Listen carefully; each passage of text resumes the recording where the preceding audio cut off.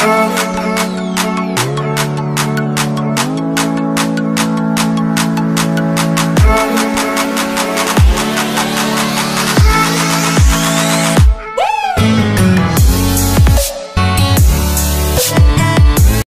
warahmatullahi wabarakatuh.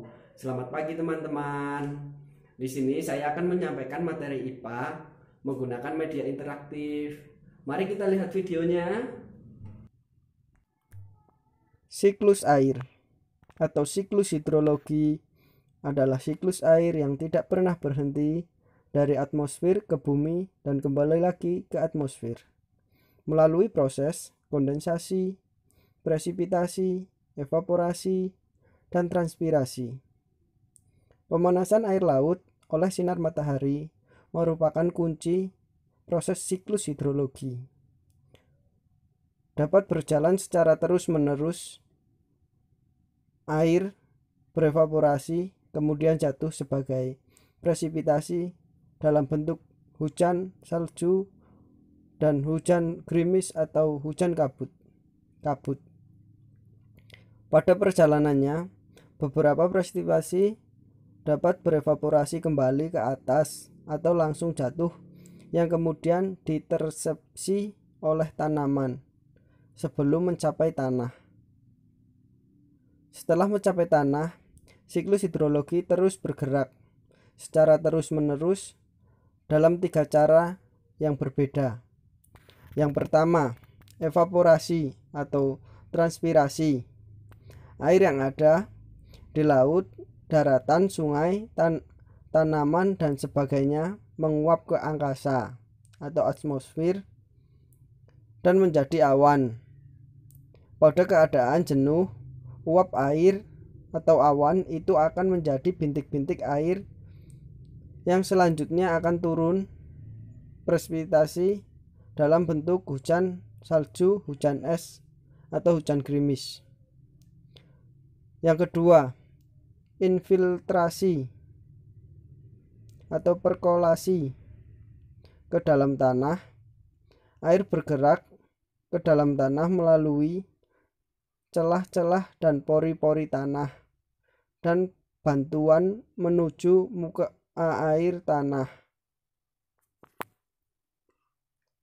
Air dapat bergerak akibat aksi kapiler atau air dapat bergerak secara vertikal atau horizontal di bawah permukaan tanah hingga air tersebut memasuki kembali sistem air permukaan. Yang ketiga, air permukaan. Air bergerak di atas permukaan tanah dekat dengan aliran utama dan danau. Makin landai lahan dan makin sedikit pori-pori tanah, maka aliran permukaan semakin besar. Aliran permukaan tanah dapat dilihat biasanya pada daerah urban. Sungai-sungai bergabung satu sama lain dan membentuk sungai utama yang membawa seluruh air permukaan di sekitar daerah aliran sungai menuju laut. Air permukaan baik yang mengalir maupun yang tergenang, danau, waduk atau rawa, dan sebagainya. Air bawah permukaan akan terkumpul dan mengalir membentuk sungai dan berakhir ke laut. Dalam proses siklus air ada tiga macam, yaitu siklus pendek, siklus sedang, dan siklus air panjang. Yang pertama, siklus pendek. Pada siklus ini, panas matahari dan angin menyebabkan air laut mengalami penguapan. Kemudian terjadi kondensasi dan membentuk titik-titik air yang disebut awan. Awan yang jenuh turun sebagai air hujan di permukaan air laut. Siklus air sedang. Air laut mengalami penguapan, kemudian jadi kondensasi dan membentuk awan. Awan tertiup angin dan terbawa ke daratan. Kemudian terjadi hujan di daratan. Sebagian air hujan akan meresap ke dalam tanah, mengalir ke permukaan, dan akhirnya menuju ke laut kembali. Yang ketiga, siklus air panjang. Air laut mengalami penguapan, lalu terjadi kondensasi dan membentuk awan.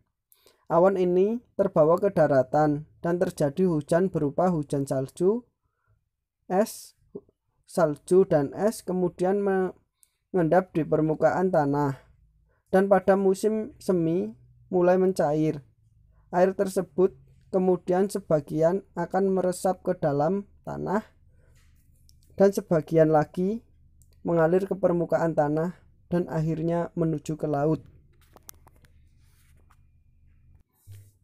Materi yang kedua adalah air sebagai salah satu faktor yang mempengaruhi pertumbuhan tubuh. Dalam materi ini jelas ada materi yang menyatakan bahwa 70-80% dari tubuh manusia adalah air.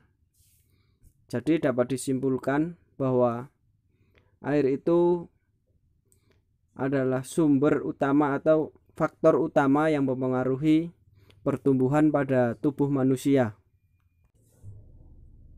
Dari materi yang sudah saya sampaikan dapat disimpulkan bahwa air di bumi tidak akan habis karena adanya siklus air. Dan sekarang saya akan membuka sesi tanya jawab. Silahkan yang mau bertanya. Baik, saya akan bertanya. Yang pertama, saya akan bertanya, sebutkan faktor yang mempengaruhi terjadinya siklus air. Yang kedua, apa nama lain dari siklus air? Pertanyaan yang ketiga,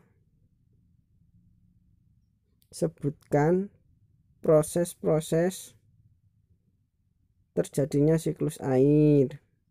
Yang keempat, sebutkan macam-macam siklus air.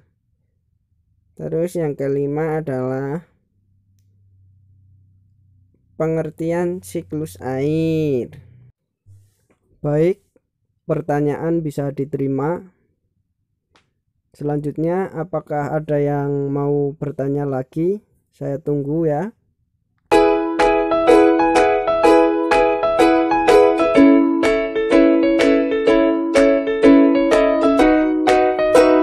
Jika sudah tidak ada yang mau bertanya lagi, saya akan menjawab pertanyaan yang pertama. Faktor yang mempengaruhi siklus air adalah panas matahari. Panas matahari adalah kunci utama siklus air. Pertanyaan yang kedua adalah nama lain siklus air adalah siklus hidrologi atau daur air. Terus pertanyaan yang ketiga, sebutkan proses terjadinya siklus air. Siklus air terjadi dengan proses yang pertama yaitu kondensasi, persipitasi, evaporasi, dan transpirasi. Terus saya akan menjawab pertanyaan yang keempat, macam-macam siklus air. Yang pertama adalah siklus pendek, yang kedua siklus sedang, yang ketiga siklus panjang, dan yang terakhir soal kelima, pengertian siklus air. Siklus air atau siklus hidrologi